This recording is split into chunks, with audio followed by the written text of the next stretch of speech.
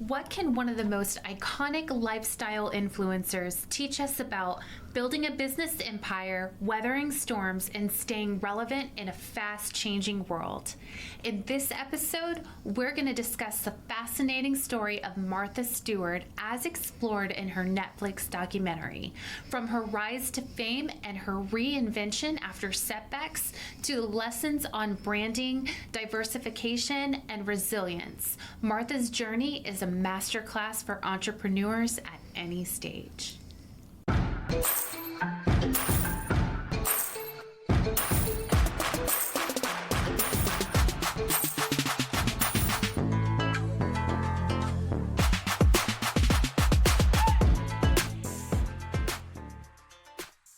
Hey, lady bosses, are you working even after putting the kids to bed but still not getting results? Are you tired of spending money on ads that aren't getting engagement? Do you feel burdened that you aren't fulfilling your purpose in life because you are so consumed with work?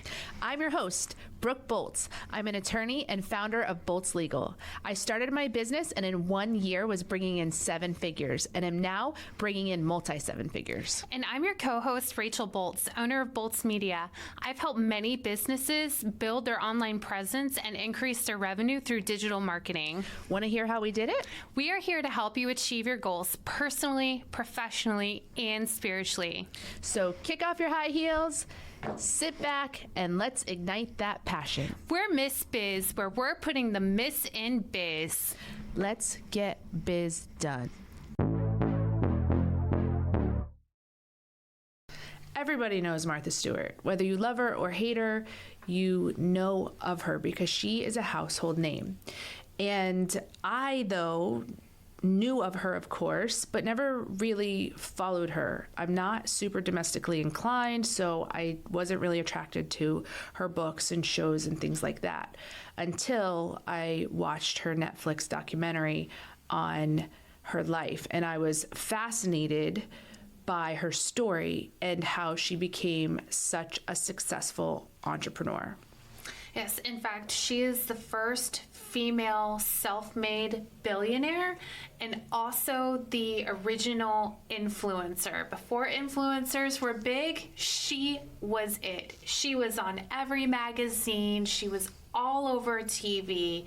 You couldn't go anywhere without seeing her face. So today we're going to talk about some of the lessons that we can learn and actually apply into our businesses from Martha Stewart. So the first thing I want to talk about is that she really was a product of her upbringing. She was born to a strict and perfectionist father. And if you know anything about Martha Stewart, those are definitely adjectives that describe her. She was strict, and the word perfect was something that she said repeatedly through her lifetime. I want it to be perfect, perfect, perfect, perfect. She learned the value of hard work, though, as well as self-reliance, because she did not come from a family who was well off. She had a family of 6 siblings, and she contributed by gardening, trading food, and ironing jackets. So it's important when you are looking towards your past to really think about what contributed to who you are today, and how you can use that to influence your decisions moving forward. So Brooke, tell us a little bit about your upbringing and how that has contributed to who you are today. So when I look at Martha, she was really a perfect combination of her parents. She learned from her father how to garden, which later became a major aspect of her business. And she learned from her mother how to cook, bake, and sew, which was the other part of her business. So when I look at that in my own life, I see my father, who I like to call a renegade, who's very passionate and outspoken and bold. And then I see my mother, who is very loving and caring and considerate and a servant.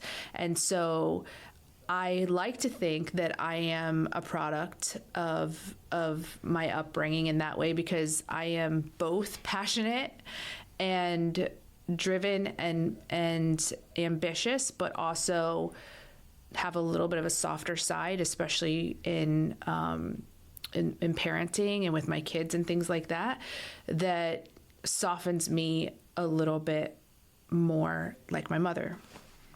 Well, for me, my father is extremely hardworking. Like, there's not a day, a night, a weekend that goes by where he's not constantly working on stuff at the house, in the yard, helping someone, helping my aunt, my grandfather. So I like to think that my love for working probably comes from him, because he enjoys it, and so do I, because being productive is something that makes us feel good about what we're doing with our time.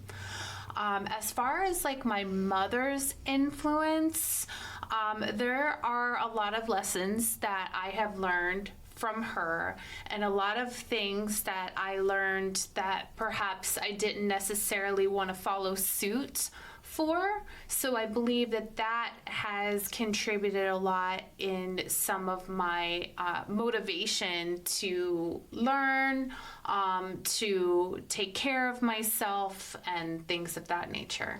And that's a good point, because none of us have perfect parents. And so if we don't decide that, okay, this was something that was imperfect that I want to do differently, then we may just continue the patterns. And so it's important, I think, to sit and reflect upon your upbringing and what are some of those characteristics that are good or bad, and the ones that are not the best.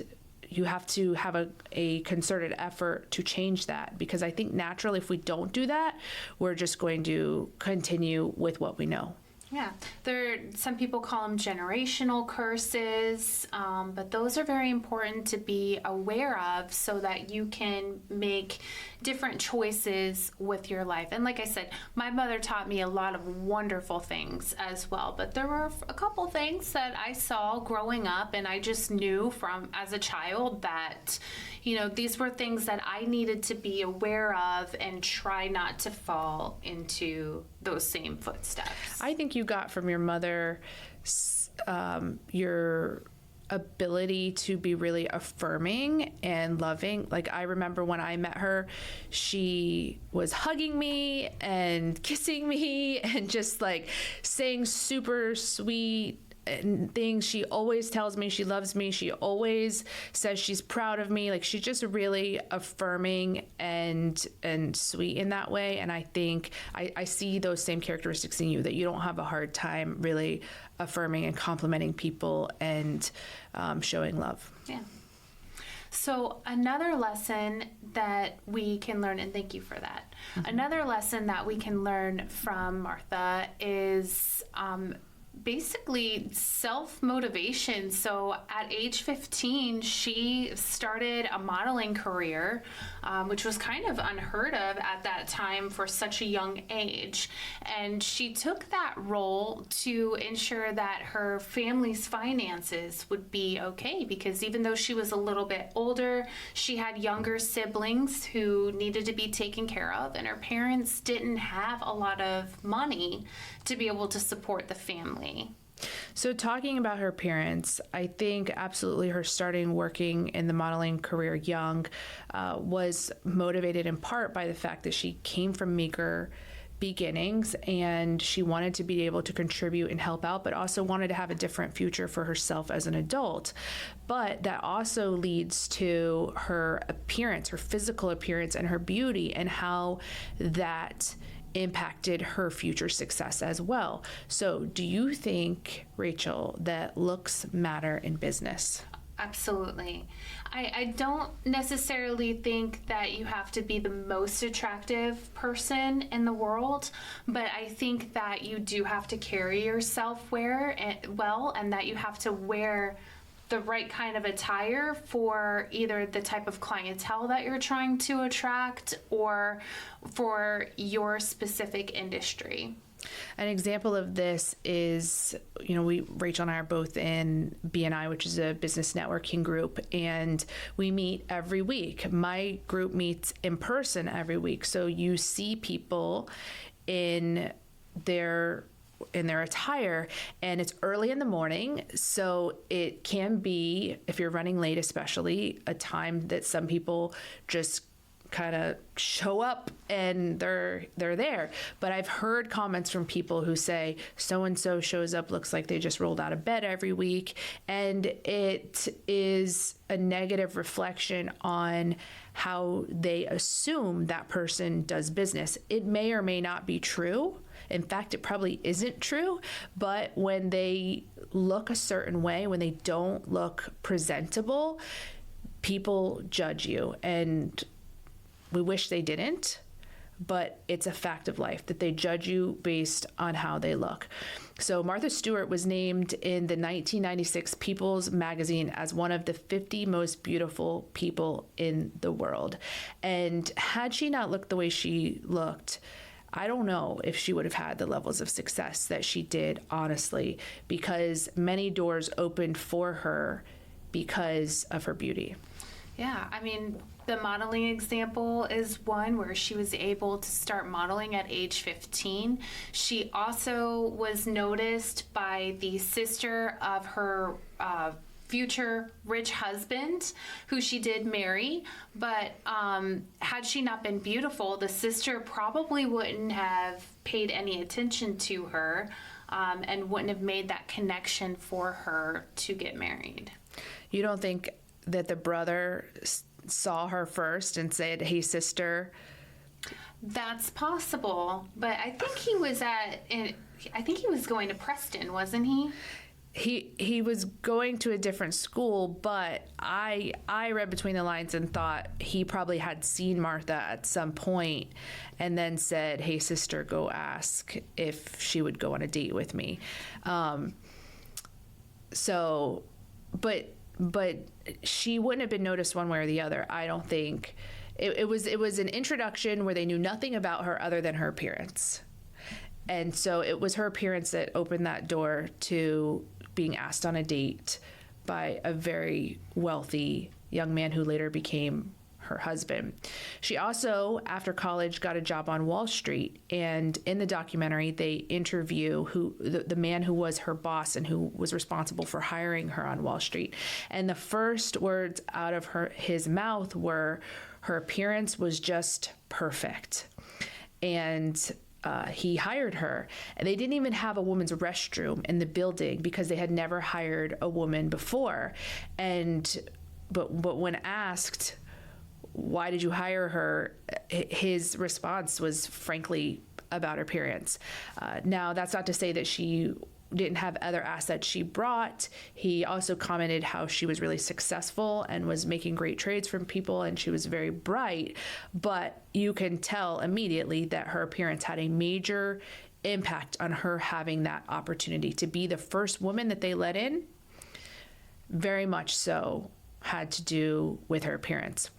So, Rachel, do you think, you're obviously a beautiful woman, do you think that you have had opportunities that you otherwise would not have had if you weren't beautiful? Well, I think this podcast is probably one of those opportunities. What? I'm just kidding. Yes, I do. I think it definitely opens the door a lot easier to having certain conversations if you can catch people's attention in a short period of time. Yeah. I think that when you approach someone in a conversation, especially if it's a man, he is all ears when you approach and willing to hear whatever you have to say because he's attracted to you. So what does that mean for those of us who are not so stereotypically beautiful? I think that's okay. I think we do the best with what we have and we make ourselves presentable as we can. I think that we, as long as we are professional and we work with what we've got to look professional and presentable, I think that you can still be wildly successful. I think too, just having the right personality too, or figuring out, how you can use your wit or your sense of humor, whatever your strength is, to have those conversations. Because I've met people who were not very physically attractive, but their personalities were so beautiful or so funny that you were just instantly drawn to them, and people, they were like magnets for other people as well. So I don't necessarily think that your appearance is number one. So if you're worried about that, just focus on your strengths and what you can use. And if you're not funny, then just having genuine care for people also shows through. And whatever your strengths are, like you said, then lean into those things, be who you are, be genuine, and people will open up to you and enjoy your presence and want to work with you for other reasons, although the appearance is kind of an easy foot in the door if you do have that going for you. Your facial expressions when I said this podcast was hilarious, by the way. I was just kidding about that. I just wanted to see how you would react. Yes, I invited Rachel to be my co-host because she was the eye candy. No, I know.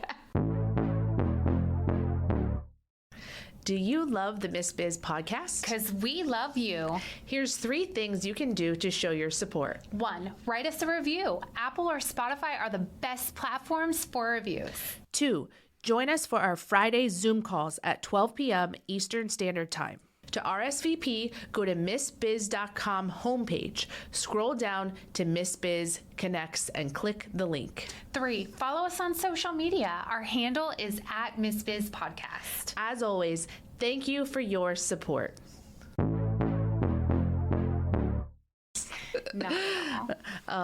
So another question that arose for me in listening to her documentary was when she left Wall Street.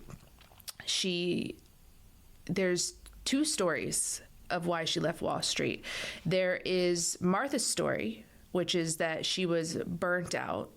But then there's the story of her colleagues, which said she kind of failed. And they said that she had been really successful making all of this money, trading these stocks for these wealthy people. And then she made a bad trade and they lost tons of money. And then she thereafter left Wall Street altogether. But when Martha talks about it, she says, I was just burnt out. Yeah, that's kind of a trend. If you watch the documentary, you'll know exactly what we're talking about. So, but I thought there was a lesson to be learned here, because there are times in life where we have to pivot. And we talk about so many times, never give up, keep going, keep going. But for Martha, had she stayed on Wall Street, she never would have become the sensation. Correct. That she was. She learned valuable lessons on Wall Street. A couple of the things she shared was that it taught her how to behave around billionaires. Mm-hmm. After all, she was raised by meager beginnings, and she didn't know all of those niceties and manners that you need to have. So she learned that on Wall Street, and she made connections to people who I would guess she later was able to approach from her catering business. And they were maybe able to make introductions and things for her for a higher level of clientele than she maybe otherwise would have been appealing to.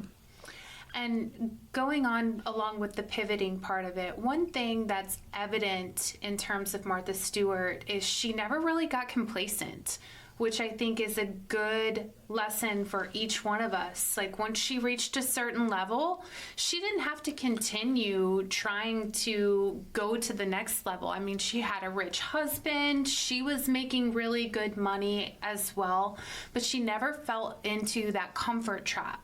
she just kept trying to do better and do better and do better. So I think there's a couple of different lessons there where yes, sometimes you do have to pivot. If something's not working, try something else.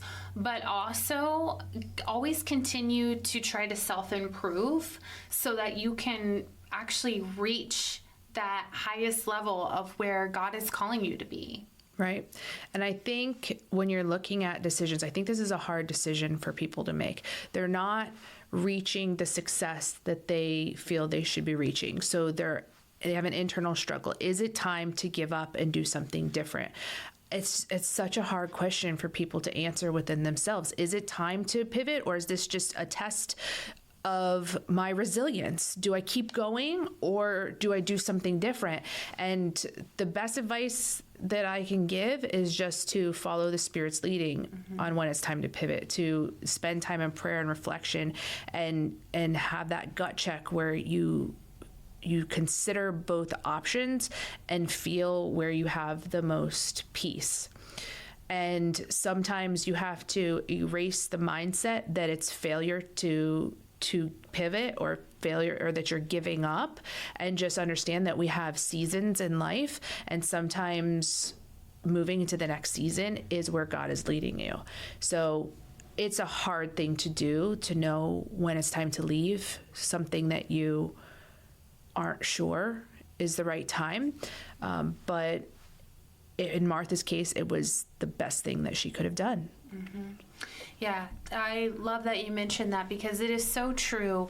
And just pray about it, because if it's meant to be, then God will open up all the right doors for you to have a smooth transition. If it's not meant to be, then you're going to have like a very uneasy feeling inside of you. So just keep praying until you get your answer. He will make it known. It might not be the answer that you want, but he will definitely make it known where you're supposed to be. So the next conversation that I wanted to have from Martha's story is her brains versus her determination. So we know from her documentary, some people said about her, she was better than everyone at everything. Mm-hmm. So she was just really good at things. And so that begs the question, was she just naturally smart, or was it her determination and her drive and her ambition and her desire to learn that led her to be better than everyone?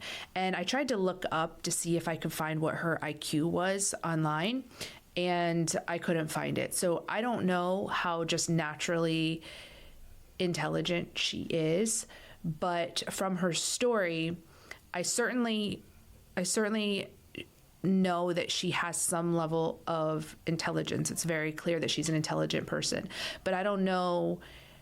I think that her hard work and her work ethic was equally as important, if not more important, to the success of her business. Yeah, she never stopped. So she was definitely determined, but you're absolutely right. I think it was both. Yeah. Well, when I was reading about her, I read that as a child, she would go to the local library and try to read every book on each shelf. Wow.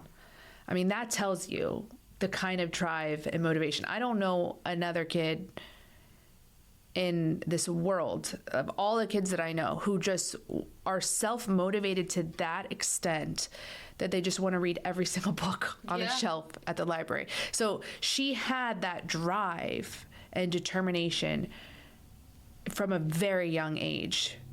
And so, that definitely played a role in her later success. One thing that kind of stood out to me as well is that she was definitely a workaholic and only slept about 4 hours a night. In fact, one of her famous quotes include, "I catnap now, and then, but I think while I nap, so it's not a waste of my time, and it's a good thing." Yeah. I mean, she thinks while she sleeps. And I think I've said that about myself too, that I'm always thinking. And so watching documentaries like Martha Stewart are the only way I can turn my brain off, is to fully focus on something, something like a TV show or something like that is the only way that I can turn my mind off. But she was a workaholic who was always thinking, never wanted to waste even a moment of time. She considered even sleeping to be a waste of time. Well, she didn't. She actually said it's not a waste of time because she's thinking. But if she was not thinking, then it would have been a waste of time. Yeah. And I think that that's a common trait with workaholics, because there are many times, I mean, most times when I do dream, I'm dreaming about work. Or like I'll do a lot of brainstorming at night when I'm supposed to be getting ready for bed.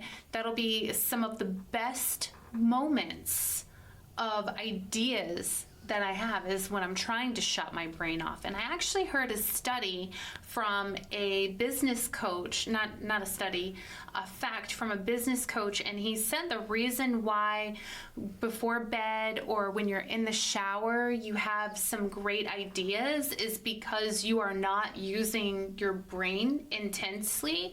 So all of the information that you've been able to process into your frontal lobe can then be filtered out into other areas of your brain.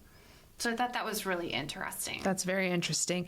And so if you ever get an email from one of us at 2 a.m., that's what's happening. Yeah. I'm notorious for that, waking up in the middle of the night with ideas, and I grab my phone, start taking notes and sending messages. Not because I expect anyone to read it, but because I don't want to forget it. Mm-hmm. And then sometimes I wake up and was like, that was the worst idea. Why did I do that? But it was so great. Next time, just write it in notes. That's what I do. I write it in notes, and then first thing in the morning, I look at it. And an amazing fact about Martha's company is that she has been recognized for 18 Emmy Awards. Whoa. Since 1997. And I mean, that's just no small feat. Beyond just the money that she's earned, she just was tremendously successful and honored through awards.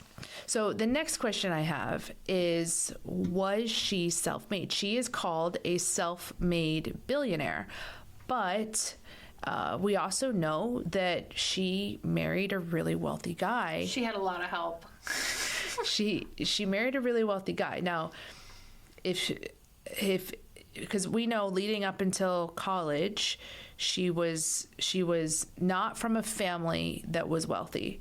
So if that's how you determine self-made, then she 100% was self-made. But when she married this wealthy man, she was at the age of 19. Mm-hmm. They took a 5-month honeymoon overseas. So that just goes to show you how much money that he had, that they could afford to have a 5-month trip overseas. And they ate at some of the most expensive restaurants and visited some of the most beautiful gardens. Yes. So not many of us can just take a 5-month trip overseas at the age of 19 and all expenses paid and be in the life of luxury.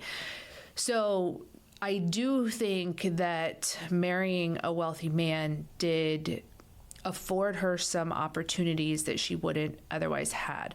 For example, when her husband was an editor of a magazine, and so she started hosting parties at their home. And, he was able to purchase a gorgeous, large home where she could host these wonderful parties, and that gave her the opportunity to be able to showcase her skill in making these ornate, settings of food and things like that, and open the door to her later opening a catering business. But obviously, hosting a party of that scale is expensive, and so. And she had the opportunity to not have to work a day job during that time because she had a wealthy husband. So it definitely gave her some opportunities, but they divorced after, I don't remember how many years, but most of her success came thereafter. And she started her catering business out of that, where she was making $1 million or more from her catering business. So while it was kind of an opportunity to get started, that leg up in life, I do attribute all of her success to her personally. Yes. She did the footwork, right? He had the financial means, but she's the one that came up with the ideas, that took the time to make sure that everything was executed strategically. In fact, a lot of her recipes that she had were a result of her visiting different places during her honeymoon. Also, like her inspiration for the gardens that she's most famous for today were inspirations of gardens that she visited overseas. And she took notes on everything that she ate, everything that she saw, so that she would have that information to be able to refer back to at a later time. So sometimes we need a leg up. You know, if you come from a family or a background where you don't have anyone who can help you get started and you don't have enough savings to be able to get started, then maybe you do need a leg up to, like Martha did, to get her started. Maybe that's in the form of an investor. Maybe that's in the form of a loan. Maybe that's in the form of a big client who's willing to put their trust in you, even though you're just starting out. But sometimes those legs up in life are kind of what allows us to catapult to our potential that she may not have had otherwise. Had she not had these things fall in line the way that she did, that catering business was birthed out of these fantastic parties she was hosting. But she could have started a catering business without that. It just would have been harder to reach those people who can afford that, really expensive catering that she could offer. So it's something she could have achieved. It just would have probably taken her longer, and she would have had to knock on more doors and try to get people to give her that opportunity.